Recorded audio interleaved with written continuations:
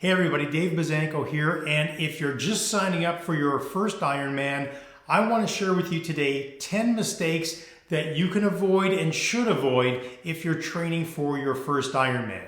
Mistake number one, do not go into the open water on race day without having practiced open water swimming. Why this is important?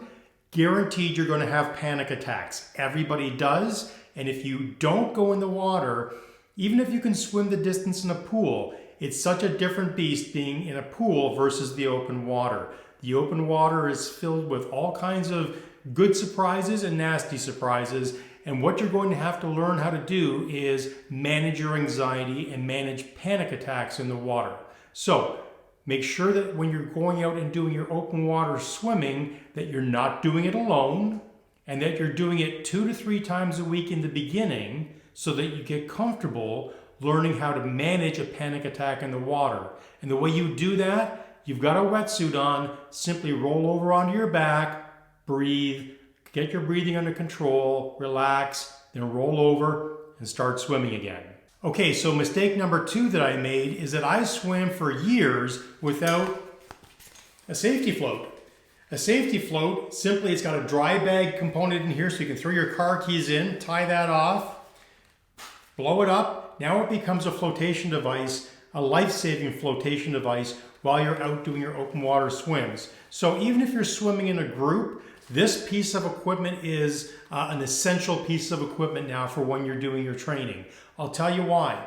2 years ago, I was swimming on our regular outdoor swim course, and somebody had been fishing in the water and they had cut their line, and that fishing line was floating across the top of the water.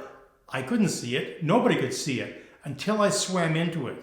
That fishing line was snagged on something on the bottom, and it got wrapped around my neck as I was swimming through the laneway, doing my workout. And in that moment, because there was a little bit of current, all of a sudden I could feel the line tightening around my neck, and I was starting to get pulled under, even though I had a wetsuit on. So thankfully, I've done enough open water swimming that I didn't panic. I recognized what it was immediately. I sort of got lucky and found where the line was going down and just sort of took my time, unwrapped it, and was able to move forward. But I got to tell you, that was one of those moments when I was doing open water swimming where I didn't expect that to happen. And if I had had this with me, and I didn't, but if I had had this with me, I could have tucked it under my arm and just collectively and thoughtfully got out of that situation and then kept moving forward. I use this when I swim in cold water, especially because I know that if you do have a panic attack in the water and your friends aren't nearby and can see you to give you help, they might be even 5 feet away from you. But if you're behind them and they can't see that you're struggling, they're going to keep going, and it might be too late by the time they get back to give you help. So having one of these around your waist, floating behind you, hey, this is an essential piece of equipment. Don't go in the open water without it. That takes me to tip number 3. You don't have to pay for a triathlon coach. And for all you triathlon coaches out there, I apologize if this isn't what you want to hear, but I paid for a triathlon coach, and really they were giving me not great information. What you need to do is you need to join a triathlon community. And where do you do that? You join a triathlon community through your local triathlon club. And if you go to your national association, your provincial association, they will give you a list of all the registered clubs in your area. Simply reach out, connect with them, find out when they do their open water swimming, and then connect with them as an open water swimmer. They're going to have group rides, they're going to have group runs, they're going to have things that are free besides maybe a minimal membership that you pay once a year to be a part of that group. And they will have additional coaching services if you really want to take your training to the next level. But if you're really trying to survive that first race and really feel this thing out and see if it's something that you really want to do, my advice would be to join a local triathlon club. Start building a network or a community of like-minded people who are all going through the same thing, because I can tell you right now, every triathlete loves to share their stories and their lessons learned about triathlon. So join a triathlon club. All right, my next tip is do not ever use a bike rack on your car for your TT bike. You can see behind me, I've got 2 forks sticking out of the wall. That was my first, those are the 2 carbon forks from my first triathlon bike. And I'm gonna put a picture right up here of my original setup when I drove down to Louisville to do my first Ironman. That's the one and only time I ever put my TT bike onto a traditional bike rack on the back of my car. The problem was, I don't know if you can see it, but that bike tube is tapered on the top right there. That's tapered. And you know, if you're using any kind of a traditional bike rack that holds onto your bike that supports it by the tube, what happened to mine, because it was uneven, it rattled as we were going down the road. And thankfully, my bike was actually an aluminum frame with carbon fiber forks. So the aluminum got all chipped up, but if it had been carbon fiber, it would have been destroyed. So make sure you've got the right bike transport, bike carrier for a TT bike, a time trial bike for your vehicle. And if not, do what I do. I take that front wheel off, put that sucker in the back of my car. I do not want that exposed to a flying rock coming down the road and going through the carbon fiber, or getting bumped by another car, or being touched by somebody when I'm out getting gas at a gas station, or stopping for a rest break if I'm driving somewhere. Just better safe than sorry. Keep that bike in your car if you can at all times. Okay, big tip for anybody who's doing their first Ironman. If you're doing an Ironman in hot conditions, you think the race course is going to be hot, which it usually is, here's what I'm going to recommend to you. The first Ironman I did, I had the double wing bottle holders on the back of my bike, and I had 2 water bottle holders on the inside of my tubes, which meant I was carrying on my bike 4 water bottles, plus I had my reservoir in between my handlebars right here hanging down with even more water. And what the strategy was, and what I thought I understood, was that you would take your water bottle, and every time you emptied out your reservoir, you would take one of your water bottles, fill it up, and you would keep drinking from the reservoir. The problem with that strategy is if you're carrying all that water, A, you're carrying all that extra weight. That's a mistake. And B, all of that extra liquid that's on your bike is getting warm with the ambient air temperature. So if it's a super hot day and you're hot and sweaty and all you've got to drink is warm sport drink, that's going to make you super nauseous, and that's not going to end well. I actually ended up riding the bike course in Louisville. It was supposed to take me 6 hours. It took me 8 because I was so nauseous from all the liquids that I was taking. I was trying to be self-sufficient on the bike course. What I've since learned from the pros is what they do is they're always going to have a reservoir up in front here between their aero bars, and that's where they're drinking from. But what they're carrying with them on the bike is concentrate. So what I would do is I would figure out how many liters of water are in my reservoir. And then what I do is I figure out, okay, if I need to have 6 portions or 4 portions, whatever I need to finish that race, I would basically say, okay, I've got 1 portion in the reservoir to start. I need 3 more portions. So I would take the amount of electrolytes that I'm using, and I would fill up with that amount of electrolyte into 1 bottle, have it super concentrated, fill it up with water. So you got electrolyte mix, powder, whatever you're using, and then you fill this up to the top. Then measure equal thirds on your bottle. Now when you're coming up to an aid station, you tip the bottle upside down and you've got 3 lines on it. You squirt until get down to the first line. Then when you go to the aid station, you get a cold bottle of just regular water. Put that into your reservoir, that gets mixed with the concentrate. Now you've got cold electrolytes to drink versus warm electrolytes to drink. That tip alone probably would have saved me 2 hours on the bike course.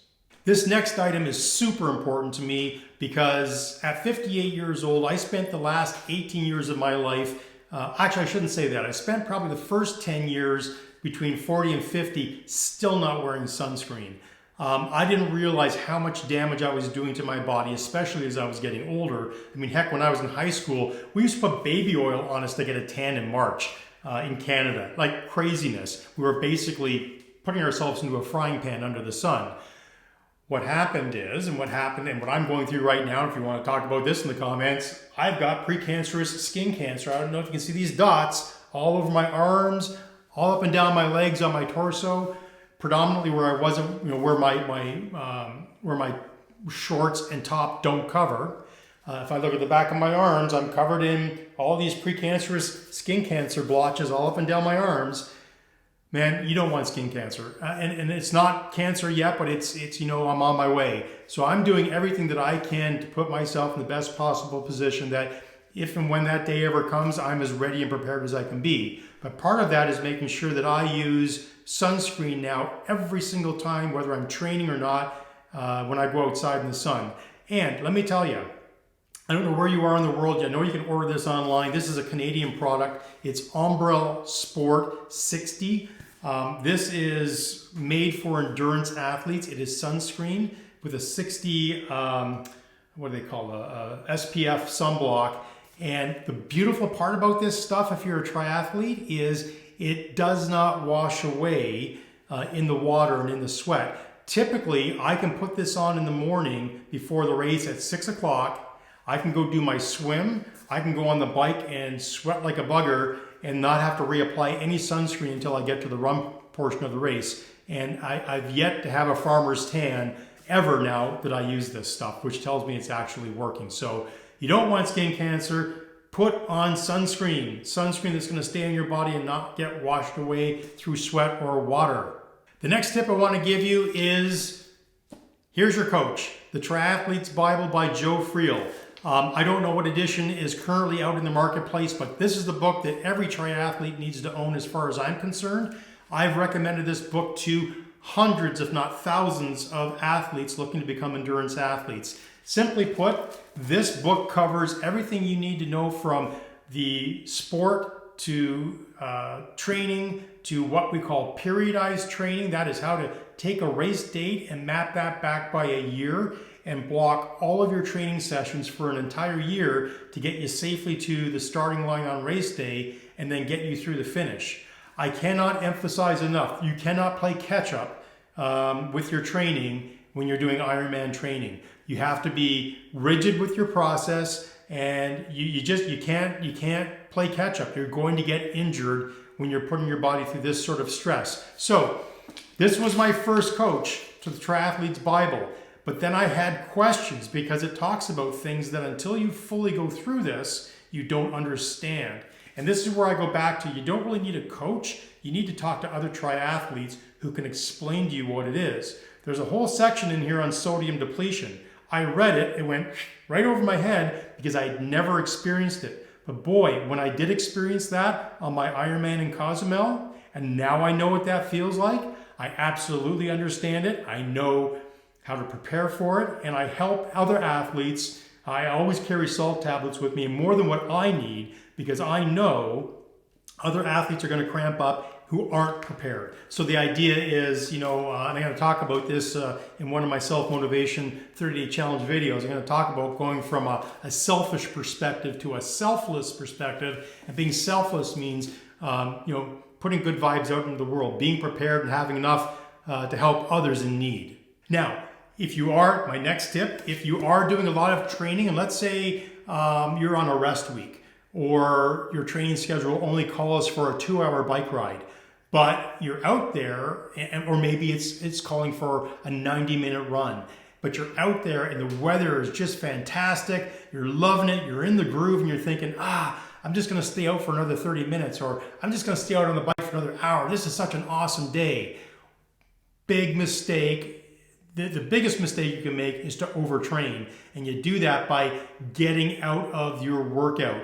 Do not deviate from the plan. When you deviate from the plan, you get injured. So the idea of periodized training is making sure that you've mapped out your progressive volume increases week after week after week, and the important thing is that you've got the energy and the recovery in the bank for your workout tomorrow. Doesn't matter how great today is, execute on today, do what you prescribe to do for yourself, follow the plan, and if it's a beautiful day, go for a walk after you're done.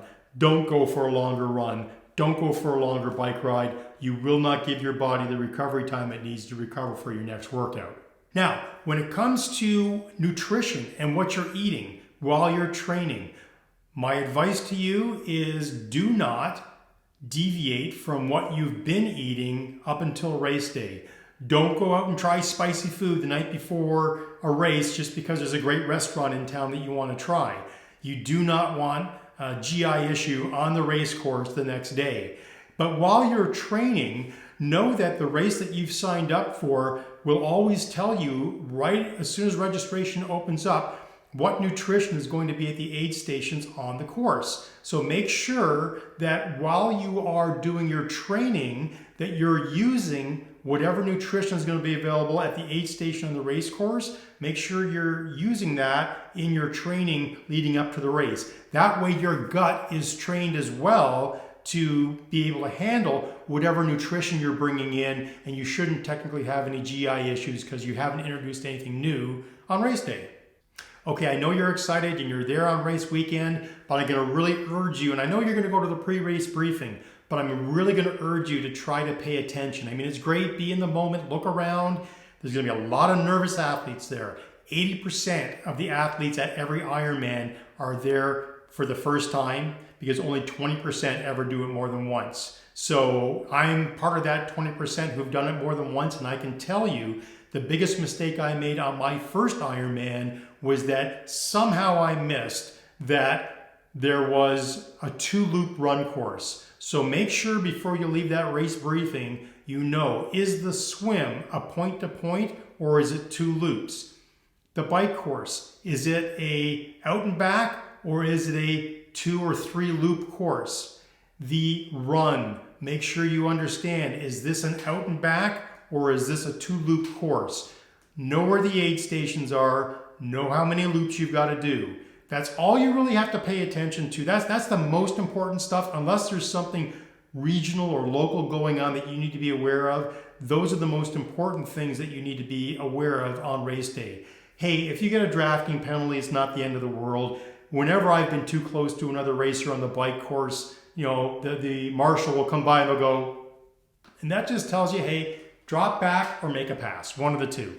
So don't get wound up about the nitty-gritty details about rules and passing and whatnot. Really just focus on how many loops on the bike, the swim, the run, how many loops are there, and make sure you're mentally prepared and you know where the aid stations are going to be so that you can replenish your nutrition and you're mentally prepared to do the distance properly. Okay, I think this is going to be a bonus tip. Bonus tip is number 11 here. And what I want to talk about today is this. This is not what you want to use with your wetsuit ever. Reason being is your wetsuit normally comes in a swim bag like this with holes to breathe, which is good. But inside of your swim bag is your wetsuit, right? So now I've got my wetsuit and I want to dry my wetsuit. Don't ever use a hanger. What's going to happen is the hanger is going to get in here, and when it's heavy and wet, it's going to stretch and it's going to rip the fibers that are holding your wetsuit together. Some wetsuits come with socks and gloves, and you're asking yourself, what the heck are these things? Well, trust me, these wetsuits are meant to be skin tight. That's what the difference is between a swimming wetsuit and, say, a wetsuit that you would use to go diving or do any other kind of cold water sports. This is meant to be skin tight. And when you put this on, it's a challenge. So make sure you take off any watches, wristbands, rings. Take that stuff off because that's going to scratch and rip your wetsuit when you go to put it on. Make sure when you put that wetsuit on that you turn the wetsuit inside out. So if I was putting this on my leg, right? If I'm putting this on my leg, I'm grabbing from the inside and pulling up, not grabbing from the outside and pulling up. Because if I pull from the inside and I can kind of turn my hands over, I can pull up without ripping a hole in the wetsuit. Girls, if you've got long fingernails, bring them down. Otherwise, you're going to end up with holes in your wetsuit. Sorry if you like fingernails, I apologize, but that's a recipe for ripping your wetsuit.